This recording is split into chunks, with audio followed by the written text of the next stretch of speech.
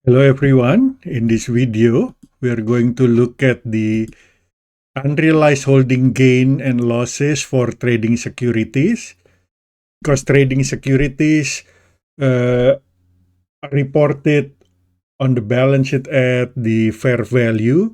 So if the fair value goes up higher than the book value, there is an unrealized gain, and if the fair value goes down below the book value, there is an unrealized loss that we have to recognize. These unrealized gains and losses are temporary accounts. They are part of the income statement to calculate net income, and it will be close to retained earnings at the end of the period. So if we go back to our example, we have two investment in Adams bonds. Think the face value is 40,000, and then the price we paid was 39,000. So there is a $1,000 discount. Okay. The coupon rate was 9.5% or 9%. 9%. Okay, let me make it bigger here. So for semi-annual, it's going to be 9% divided by 2 or 4.5%. The interest payment will be 4.5% times the face value, 40,000, it's 1,800. And the discount is amortized using straight line. This is a 10-year bond, so the discount $1,000 divided by 26 months period. Okay. And then the second one, we invested in Burt bonds. The face value is 15,000. And the price was also 15,000 because we bought it at par. So there is no discount. The coupon rate was 10%. Okay. So for semi-annual, it becomes 5%. Oh, sorry, divided by 2 equals 5%. So the interest payment that we are going to receive is 5% times $15,000. Face value equals $750, and there is no discount amortization. Okay, so the investment in trading securities is recorded at $54,000. We did that in the previous video. Okay, now because the Burt bonds was purchased or bought at par value, we don't have to do any amortization, but we need to do that for Adam. This is the same amortization table we did in the previous video, so you don't have to do it again. But let me show here 39,000 carrying value. Okay, and then the discount is $50 amortized every 6 months, so it's going to be $50. And the interest payment for Adams bonds is $1,800. Okay, so we have $1,800 here for the interest payment, and the interest expense with discount is interest payment plus the discount amortization, $1,850 every 6 months. And the carrying value will go up toward the face value by $50 every 6 months. So it goes up to $39,100 and so on and so forth. Okay, this helps us to determine the carrying value at the end of the year. Now with fair value treatment, okay, we have this at December 31st, year 1, the book value for Adams, December 31st, year 1, the book value is $39,050. And for Burt, is going to be $15,000, like that, right? So the total of those two combined is $54,050, okay, higher than when we bought it because there was an amortization of $50. And then we are provided with this information. The fair value for the Adams bonds is $41,000, which is higher than $39,050. So we have to report it at the face value by adding $1,950 for Adam and $500 for Bert. When we combine, the total increase in value is $2,450. Okay, so if we look at this, if we track the investment in trading securities, we started with $54,000. Okay, and then we amortize the discount by $50. Okay, so the book value after that is going to be $54,050 for both Adams bonds and Bert bonds. Okay, but then we have to report it at the fair value. How are we going to prepare the journal entries? Well, we have to increase our investment in trading securities because the book value is smaller, so we have to increase by $2,450, and we have to recognize unrealized holding because we're not selling it, we're still holding the investment gain. If it's on the credit side, it's a gain. If it's on the debit side, it's a loss or loss. This is a gain from trading securities.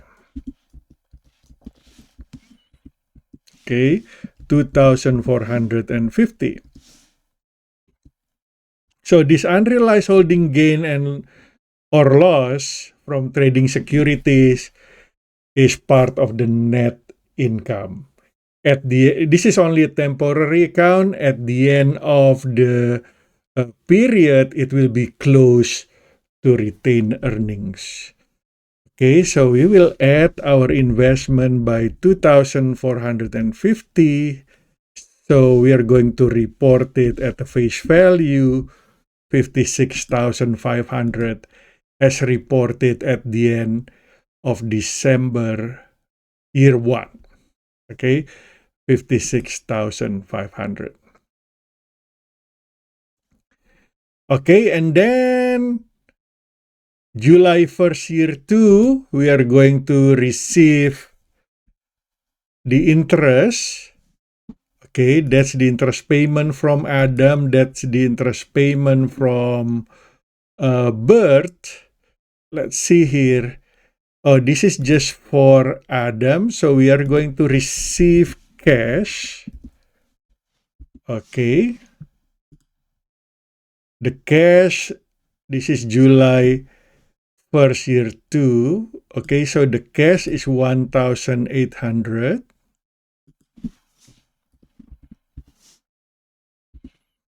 And then we amortize the discount. That will increase again the investment in trading securities by $50. And then the interest income is $1,850. Okay, just like we calculated here. Okay. So the first amortization is $50 has to be added to increase the investment. And then we also receive interest from Bert bonds, cash, interest income. Remember, for Bird bonds, there is no amortization or of discount or premium. So what we receive, that's our interest income, 750. Okay, and then we do this again for December. We do this again for December. That's another amortization of $50. So the book value is going to become 56,600. Now, this is what I want to show you with the table, okay? So by the end of year 1, the carrying value or book value is 39,050, and then we increase it to the fair value of 41,000. 41,000 is the fair value, okay? So for July 1st, year 2, okay, we will add that $50 from the fair value because we have changed the value of our bonds from Adam from 39,050 to 41,000 with that adjusting entries to reflect the fair value. So future carrying value of the bonds start from this new fair value starting the end of year 1. Okay, so the 50 here is added to 41,000. Then we get to the end of year 2. Okay, the end of year 2, we have a new fair value for Adams bonds and for Birch. So let's see, at the end of year 2, this is 41,100. That's the book value of Adams bonds, 41,100. Okay, so the face value is higher by $400. And the Birch bonds, again, we use the fair value because after this adjustment, that's already the amount that we use for Birch. So 15,500. The total is 56,600. Now it goes down by $1,500 for Birch. For Adams, it goes up by $400. But combined, okay, it goes down by 1,100. So this 56,600 we have here in the T account is now too high. So we have to reduce it by 1,100. So it will reflect 55,500. So how do we do that? Well, we have to recognize unrealized holding loss because this is on debit. The name is still gain and loss from trading securities, but by the fact that it's on the debit side, it's a loss. Okay, and we have to reduce our investment in trading securities. Okay, by this much, $1,100.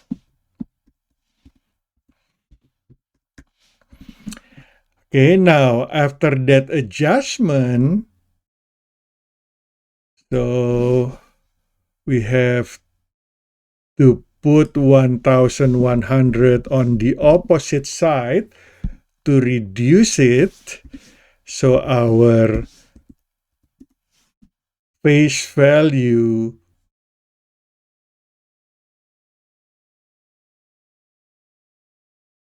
this should be fair value.